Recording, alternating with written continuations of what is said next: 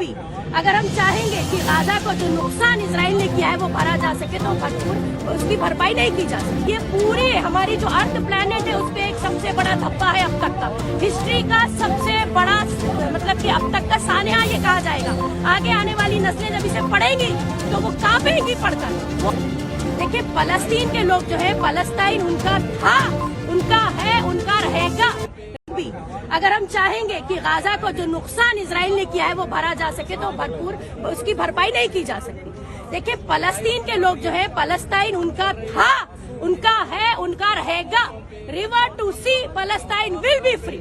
अभी क्या है कि इसराइल जो है ये एक जबरदस्ती का बनाया हुआ मुल्क है और चूंकि उनको बड़ी ताकतें वेपन्स फराहम करती हैं। आज दुनिया की 15 बड़ी ऐसी कंपनियां जो वेपन्स, आर्म्स एंड एम्यूनेशंस बनाती है, उसमें से 13 जो है वो यूएसए को इस बात से मतलब है कि उसके आर्म एम्यूनेशंस बेचे जाए और इसराइल को इससे मतलब है कि उसको ये मदद मिलती रहे। तो ये ऐसे मुल्क जो इंसानियत में, ह्यूमैनिटेरियन में बिलीव ही नहीं करते।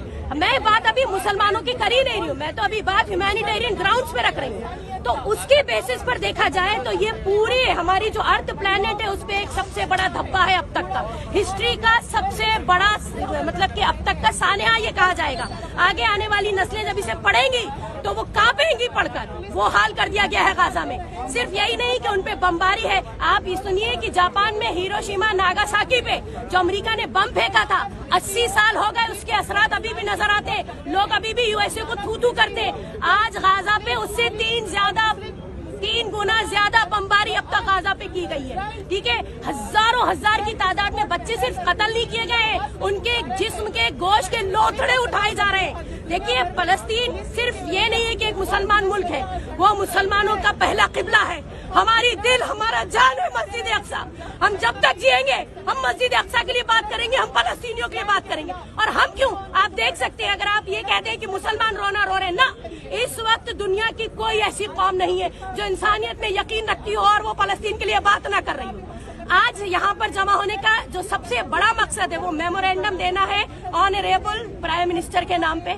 खुशी इस बात की है कि अभी हाल फिलहाल में इंडिया ने सीज फायर के हक में यूएनओ में अपना फेवर दिया, अपना वोट दिया। ठीक है, हम बहुत खुश हैं क्योंकि इंडिया जो है वो हमेशा से ह्यूमन राइट्स चैंपियन रहा है।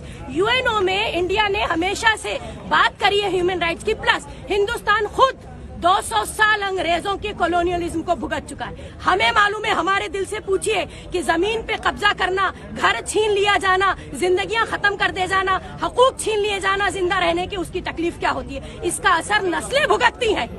तो इसलिए हिंदुस्तान एक ऐसा मुल्क है जो समझता है और हमें खुशी है कि हमारे मुल्क ने अपना स्टैंड लिया। और चूंकि हम नैम पॉलिसी यानी कि नॉन अलाइन पॉलिसी हमारी फॉरेन पॉलिसी रही है जो जवाहरलाल नेहरू के नाम पर के टाइम पर बनी थी, हम उसको फॉलो करते आए। हमारा स्टैंड बिल्कुल क्लियर है, हमें फख्र है अपने हिंदुस्तानी होने पर। आज हमारा मुल्क जो है वो फलस्तीन की बात करता है, फलस्तीन के हक की बात करता है, क्योंकि हम ह्यूमन राइट्स के चैंपियन हैं। तो इसी के चलते आज हमने यहाँ मेमोरेंडम दिया। हमारी कुछ डिमांड्स है कि एक तो सीज फायर फौरन होना चाहिए, जो नुकसान हो गया वो तो अब भरा नहीं जा सकता आने वाले 1-2 सदी तक, लेकिन जो बच गए हैं उनको बचाया जाए और जो बच गए हैं उनको प्रॉपर मेडिकल एड पहुंचाई जाए, खाने पीने का सामान पहुंचाया जाए, बेसिक नेसेसिटीज के लिए वो लोग तरस रहे, उनको पानी जैसी चीज बंद कर दी गई है। हॉस्पिटल्स तो वैसे ही तबाह हो गए, जो बचे कुचे थे उसमें ऑक्सीजन बंद कर दी गई। कल ही 32 बच्चे ऑक्सीजन बंद कर देने की वजह से मार दिए गए। जो लोग आईसीयू में पड़े थे, शायद वो जिंदा रहते, वो मर गए। तो अब आप देखिए कि इतने हद तक जुर्म है, या इस हद तक जुल्म है कि हमें अल्फाज नहीं मिल रहे, हम क्या बयान करें।